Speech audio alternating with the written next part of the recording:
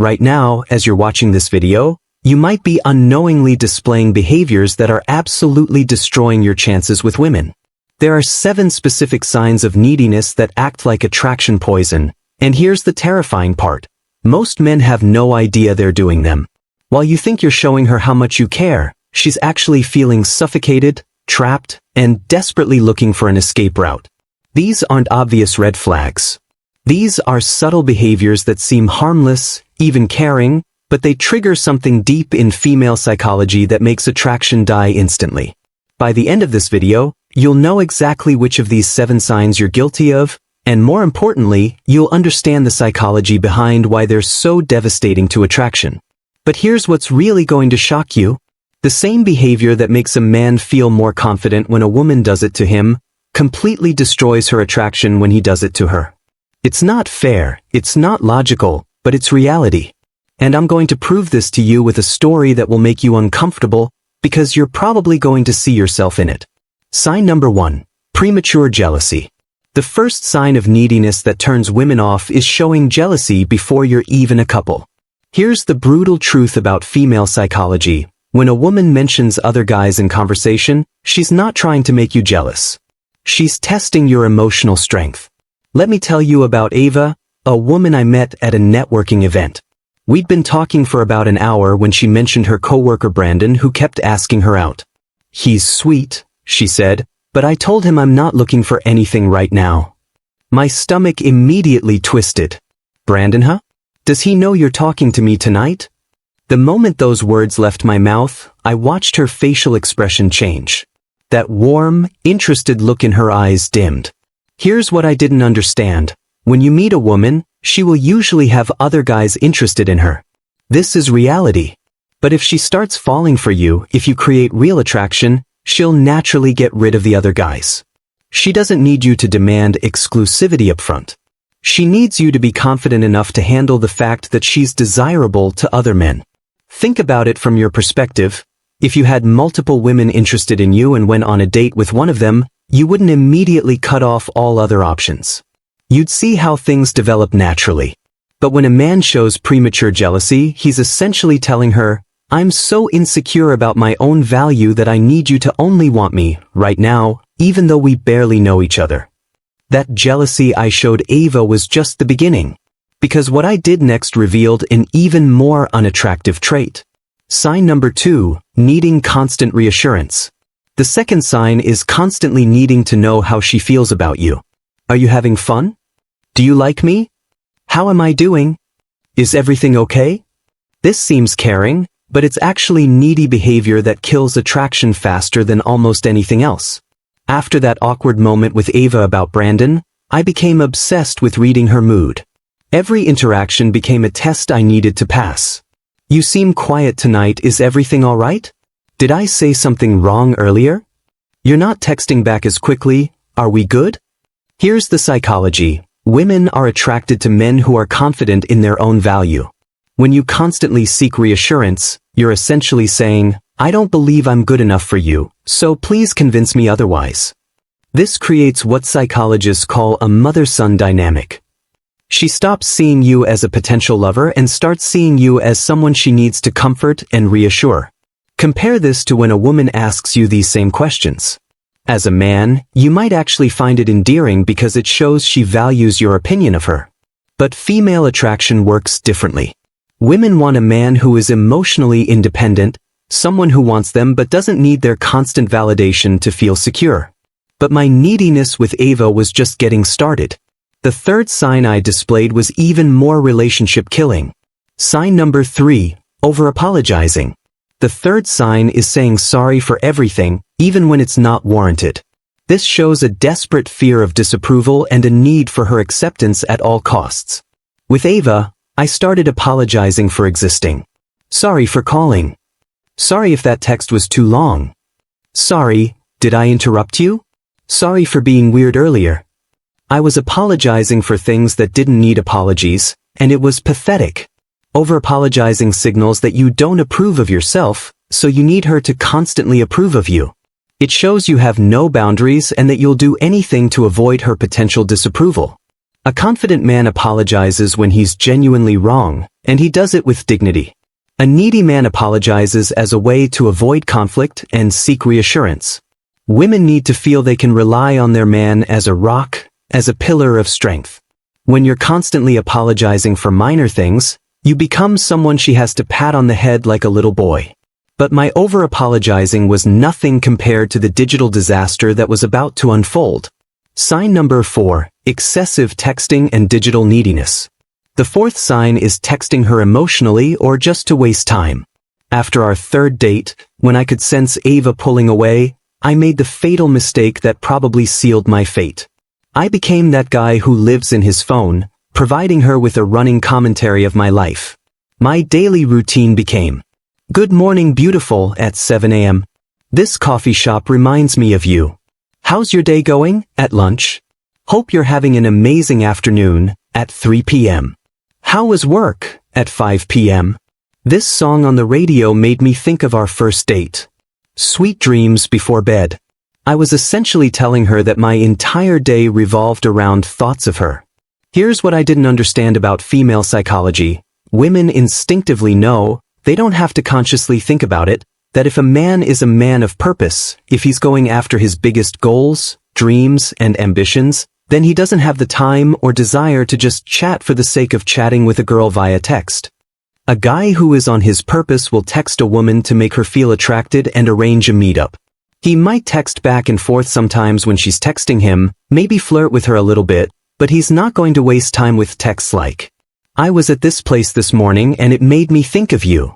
"Hey, I saw this the other day and it made me think of you." "Oh, this happened to me on the way home from work, let's chat about it." He doesn't want to tell her all about what's going on in his life through text.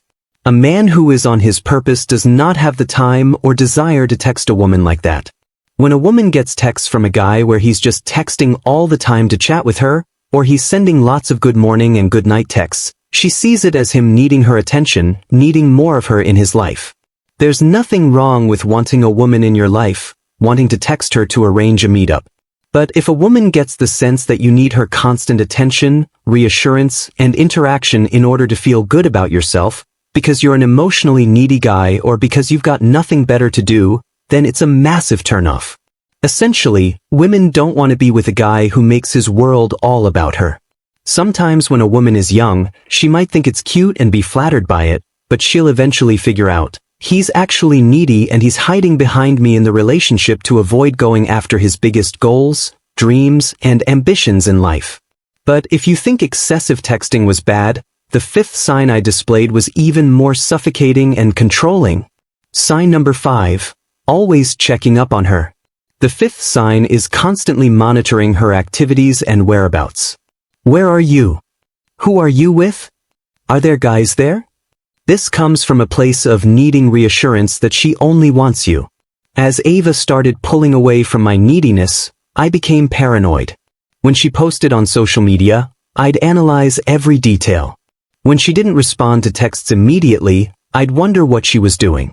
"Hey, so you were out last night, looked fun. Who was there?" "Just checking in, haven't heard from you today. Everything okay? You seem busy lately." Here's the key insight.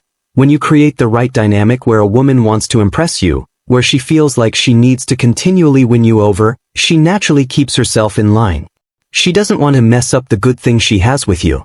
She doesn't want to risk losing a high-value man by being disloyal or disrespectful.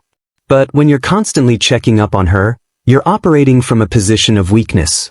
You're essentially telling her that you don't trust her to make good decisions, and more importantly, you don't believe you're valuable enough for her to want to stay loyal.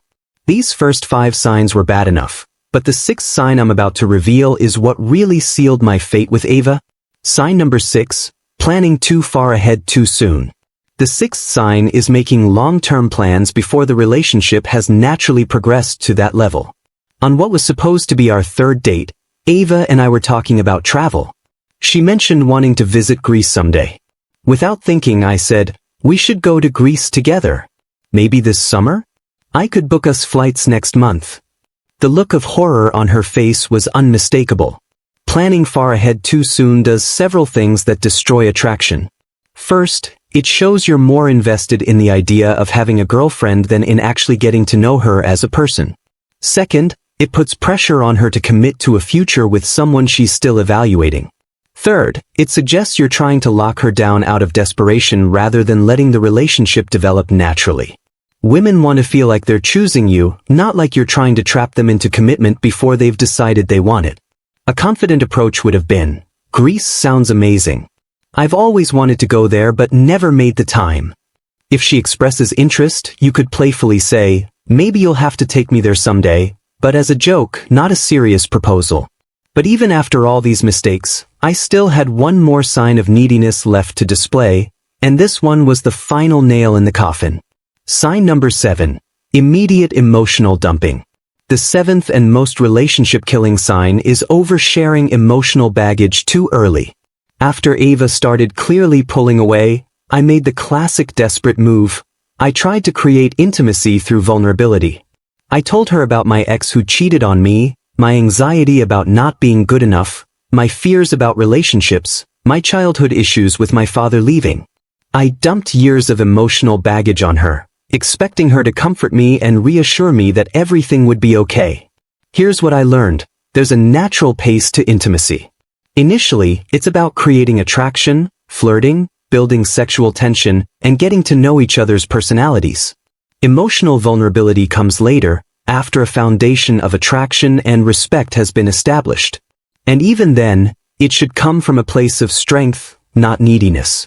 When you share your problems early in dating, you're asking her to take on the role of therapist or mother figure. This creates a caretaker dynamic that kills sexual attraction. Women want to be able to look up to and respect their man.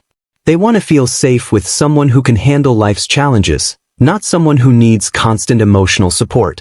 After displaying all 7 signs of neediness with Ava, the inevitable happened. She told me she thought we should just be friends. "You're a really nice guy," she said, words that still haunt me, but I just don't feel that spark anymore. The truth hit me like a truck. I had systematically destroyed her attraction through my needy behavior. She didn't lose interest because of incompatibility or external circumstances. She lost interest because I had shown her, through my actions, that I was emotionally weak, desperate, and needy. Here's the brutal truth about female attraction. Women can't force themselves to feel attracted to someone out of sympathy or pity. Attraction is an emotion, not a logical decision. Your neediness doesn't make them feel excited, valued, or inspired. It makes them feel suffocated, responsible for your emotions, and trapped. Confident, emotionally independent men make women feel free to choose them. Needy men make women feel obligated to manage their emotions. Understanding these 7 signs was just the beginning of my transformation. The real breakthrough came when I learned what genuine confidence looks like from a woman's perspective. It's not about being cold or playing games. It's about being genuinely secure in your own worth while still showing interest. Here's the mindset shift that changes everything. Instead of, "I need her to like me," it became, "I'm curious to see if we're compatible." Instead of, "I hope I'm good enough," it became, "I'm confident in my value." Instead of, "I need constant reassurance," it became, "I trust my ability to create attraction." When you operate from emotional independence, several things happen. First, women feel free to choose you rather than feeling pressured or suffocated. Second, they respect you more because you respect yourself. Third, they feel more attracted because attraction is fundamentally about emotional strength and security. The irony is that when you stop desperately needing a woman's approval, you become infinitely more likely to earn it. But knowing this intellectually and actually implementing it are 2 completely different challenges. If you've recognized yourself displaying any of these 7 signs of neediness, you're probably asking the same question I was asking after my devastating experience with Ava. How do I actually change these patterns? How do I become emotionally independent without losing my authentic self?